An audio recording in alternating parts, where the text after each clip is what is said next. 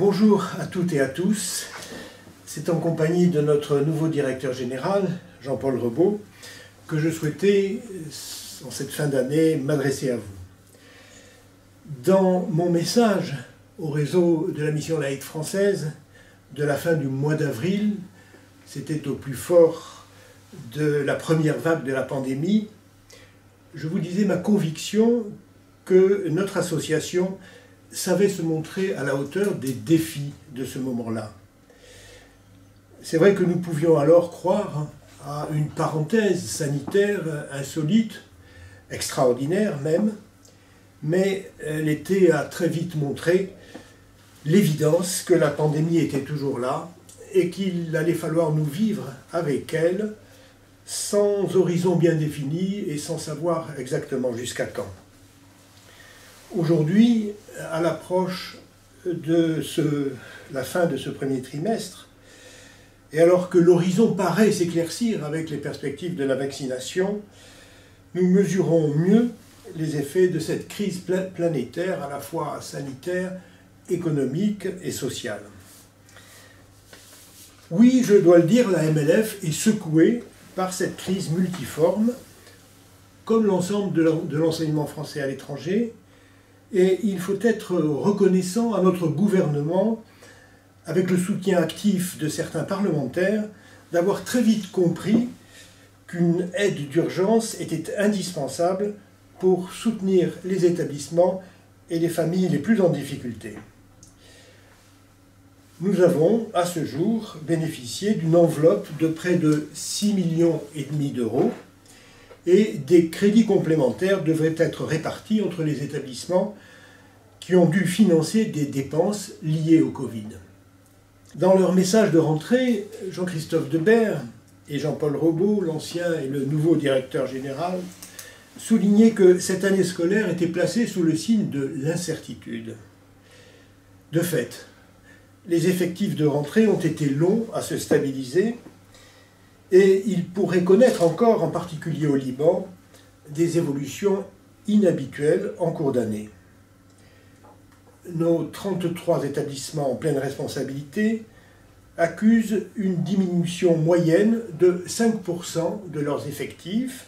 C'est moins que ce que nous avions pu craindre à un moment, mais ce sont des situations très contrastées.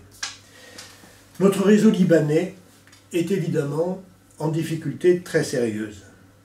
Plusieurs de nos établissements perdent un nombre significatif d'élèves, mais, plus grave encore, la crise économique, monétaire et sociale, à laquelle s'est surajouté le drame du 4 août, fait peser une lourde hypothèque sur leur capacité à recouvrer l'entièreté des droits de scolarité et peut mettre en péril leur viabilité financière. Soyez assurés que nous mettrons tout en œuvre pour aider nos communautés éducatives du Liban, qui nous sont, vous le savez, particulièrement chères, et garantir, nous l'espérons, leur pérennité. Aux USA, les 24 établissements partenaires de MLF America connaissent une diminution de l'ordre de 10%. En Espagne, notre réseau ne subit qu'une diminution de 3 à 4%, mais il y a d'autres géographies, le Maroc par exemple, l'Égypte ou la Côte d'Ivoire, où la situation est plus favorable et encourageante. Alors, face à l'adversité, notre premier impératif, c'est de nous rassembler, élèves, parents, enseignants, et d'éviter, comme la peste, le piège des querelles stériles et mortifères pour nos établissements. Restons solidaires, ne nous divisons pas, comme nous l'observons parfois malheureusement. L'intérêt de nos élèves doit guider nos comportements.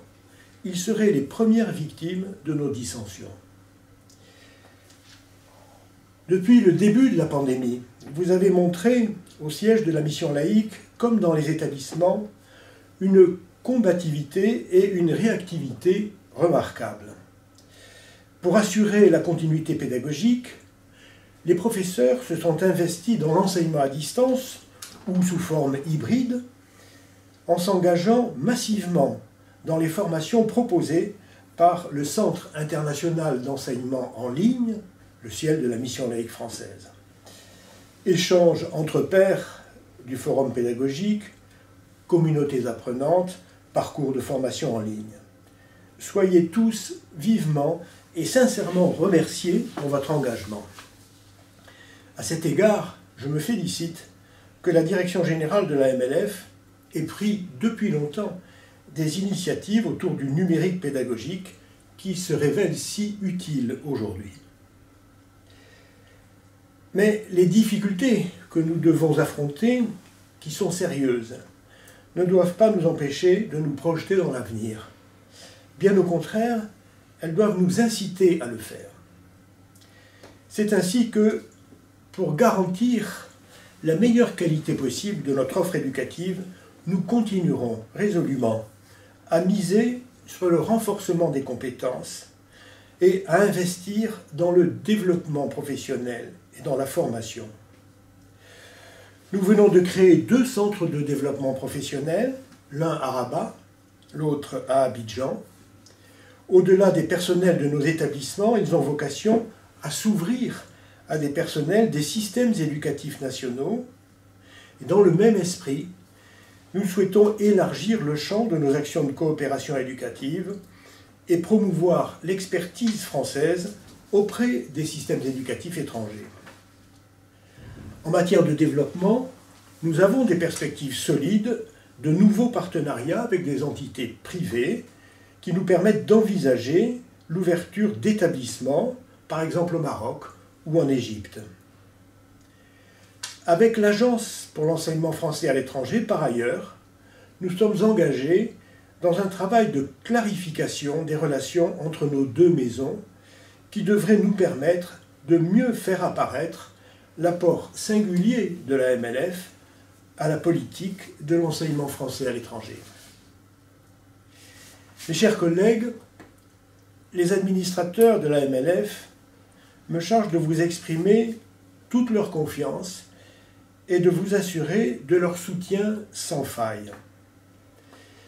Il n'y aura sans doute pas, à la sortie de cette crise, de retour pur et simple à la situation antérieure. Il est probable que l'enseignement français à l'étranger connaîtra des mutations politiques, pédagogiques, économiques, humaines. Nous les assumerons ensemble. Peut-être, si les conditions le permettent, pourrons-nous nous retrouver physiquement, car rien ne remplace la présence, lors d'un congrès qui se tiendrait à l'automne prochain pour tirer les leçons de cette épreuve inédite. C'est le vœu que je forme. D'ici là, à tous, chers amis, je souhaite des fêtes de fin d'année les plus heureuses possibles, mais prudentes. Bien, je voulais seulement donc ajouter aux propos du président mes remerciements. Mes remerciements à tous les collègues à travers le monde, les personnels enseignants, tous les personnels de nos établissements. Remercier aussi les collègues du siège avec lesquels je travaille donc, depuis maintenant quelques semaines. Et remercier donc notre président et les administrateurs de la mission laïque pour leur appui. Et vous dire que nous sommes tous là à votre service et pour vous aider. Bonne fin d'année à tous et à très bientôt.